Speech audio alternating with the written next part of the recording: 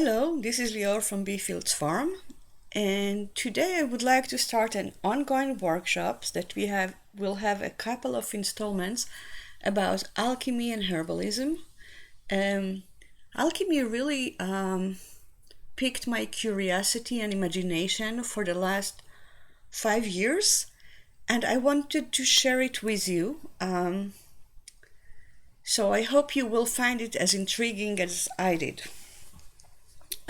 For the past 15 years, no, it's more than 15 by now, it's almost 20. I was a student of anthroposophy. If you don't know the work of Rudolf Steiner, it's really interesting. And because I did that, I was always kind of um, living with the question of how you relate your spiritual life to your everyday work. And it took many forms for me, but I was very intrigued about the question of do you take your meditation, your prayers, or if you go to a church or to a synagogue, whatever your spiritual life look like, how do you take it to your everyday work and everyday behavior? And on the other hand, I was like, so how do you take your everyday work? How you kind of handle what you do daily in your daily chores and alleviate it into a spiritual deeds. And this is something I'm living with for a long time now. And alchemy did it for me. It's kind of brought the two spheres of my life into one unity, so it's very dear to me.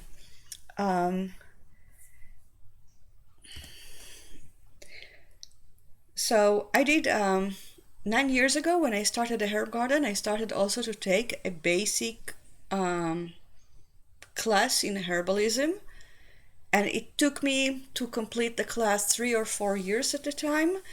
But when I did it, my feeling was that it taught me what I know is called now sympathetic herbalism. So it described the different organs and systems of the body, and it described what can get wrong, what a disease in each system look like, and what herbs can support the system, prevent illness, or treat illness in that system. So it was really more directed into taking care of symptoms. Lucky for me, I was able to spend all summers in the garden and work directly with the plants.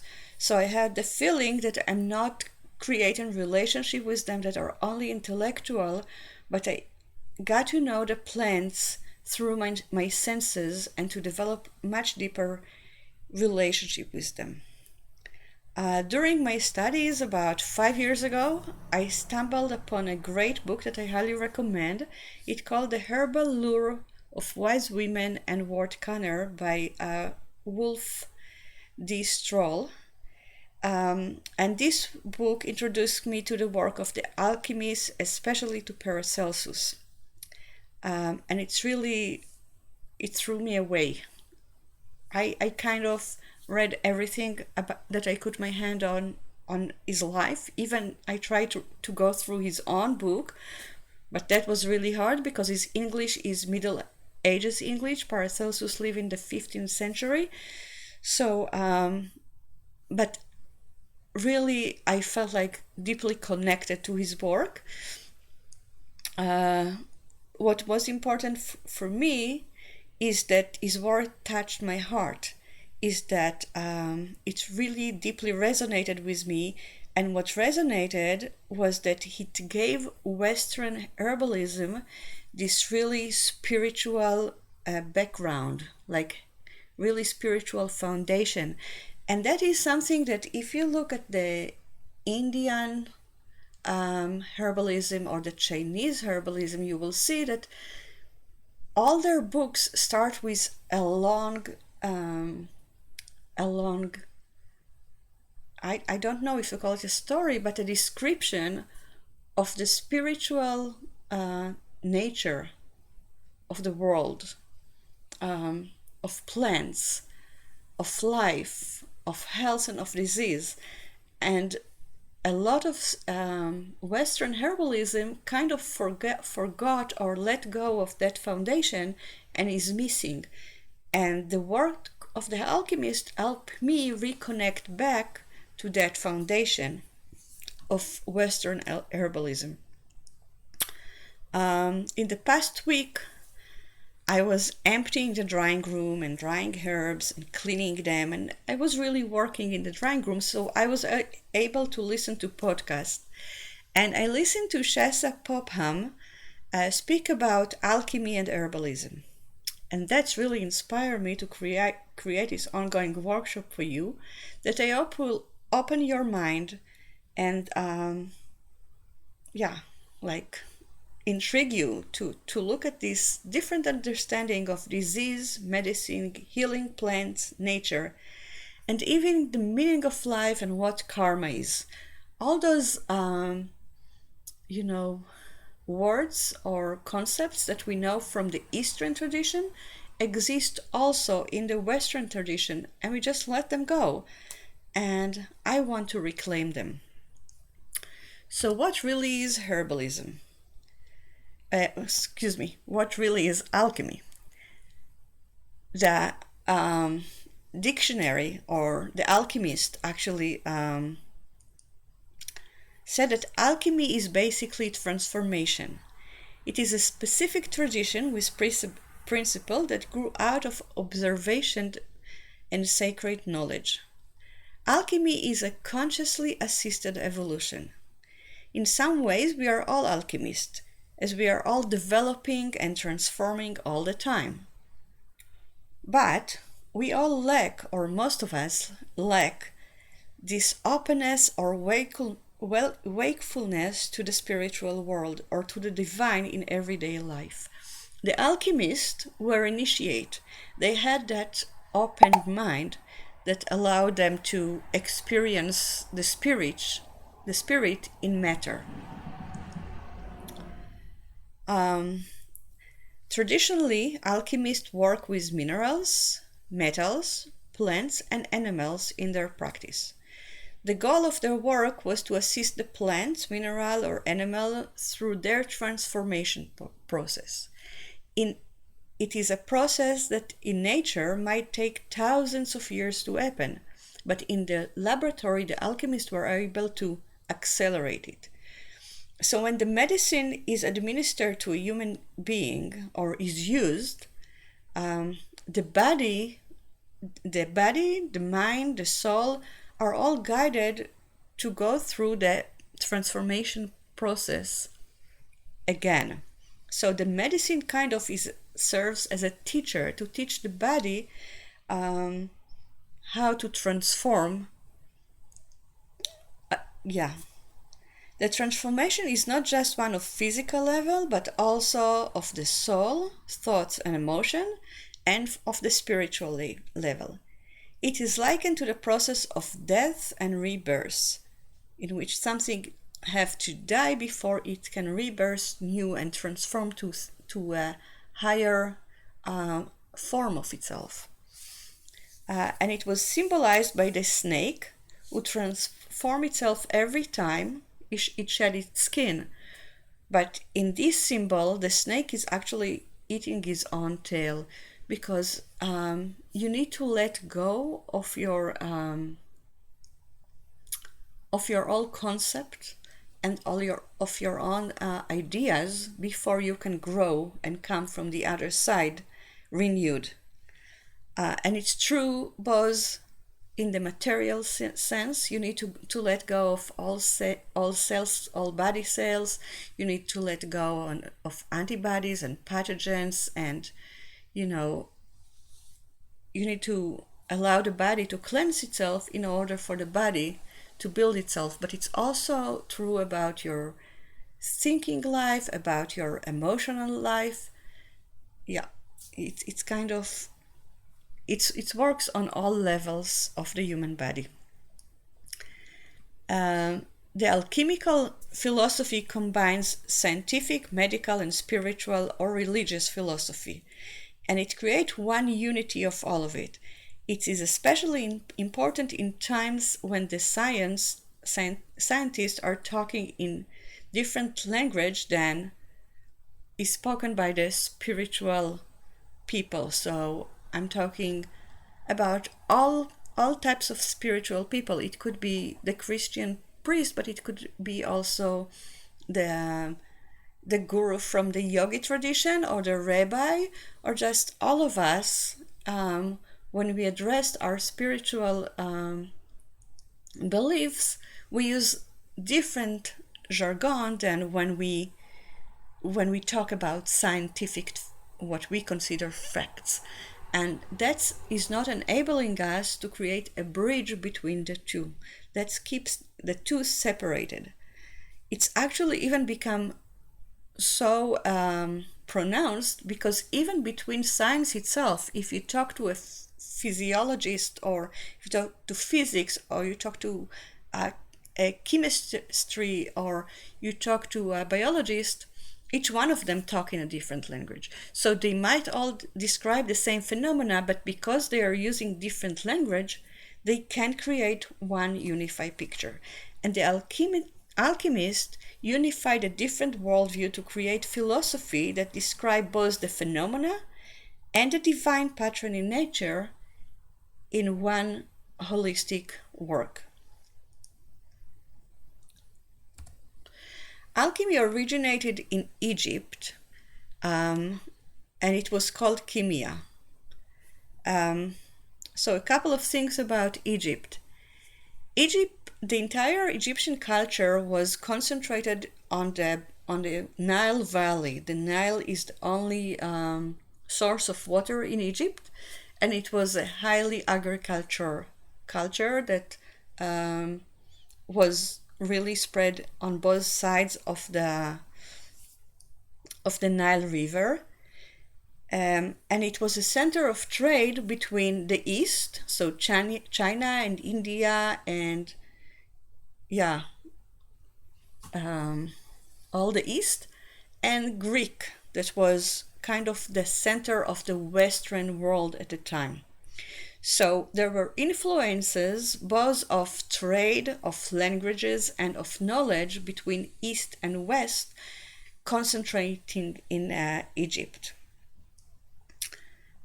Egypt, like I said, was called Chemia because every year the Nile would flood the valley in which it flows and deposit black sediment that the Egyptian called chem, which is literally called black land. The chem fertilized and rejuvenated the soil and allowed this valley around the Nile to be so fertile. Chem loosely translates to black land. Chemia was also the name of their sacred science. Black as the creative void that was prior to the creation. Chemia, the science, was study of the way life is created and is evolving. Now, when we think about in our modern mind, and we imagine the men and women of antiquity, and we think about the way they learned new stuff, we think about them as driven by hunger and pain, learning the virtues of plants by trial and error, pretty much in the same way that we conduct an experiment in our laboratory today. In reality, all culture describe how seers could see not only the phenomena, but also the divine qualities as well. The people of antiquity, through a process of initiation, had the ability to raise the veil between the material world of the object and the spiritual world of forces, of processes. They could perceive the ongoing divine process of creation going on in the universe. So we think about creation as something that happened 5,000 or 10,000 or whatever, how many years ago, But creation is an ongoing process that is happening all the time. Plants are all the time growing and changing and transforming, and so are we, and so is the world. And the initiatives or the seer of the past could actually see the processes as they happen. The body of knowledge of Kimia was transferred from Thoth, who was considered to be the master of both the physical and the divine. He is the equivalent of Hermes, or in his other name Mercury, who is the messenger god who is running messages between human being and the divine and the gods. So he's going back and forth between the material world and the spiritual world, as to say. He is also known as the god that brought science, language, medicine, and astronomy to human being.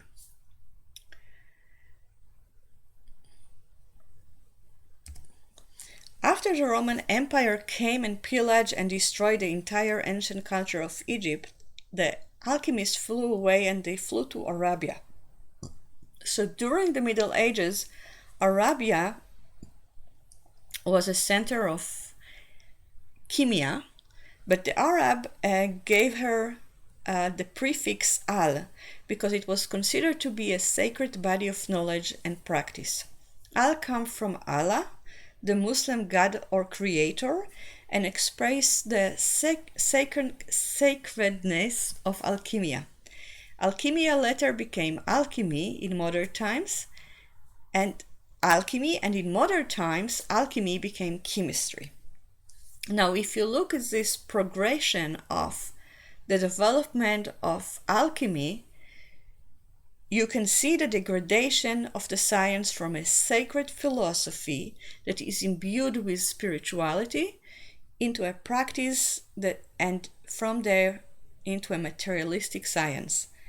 In the same way that herbalism became pharmacology, the meaning behind the physical process is lost, and we are left with just the physical phenomena. The meaning is what connects the process to the entire nature. We lose the understanding of patterns of transformation that make the many one. So we lose the unity.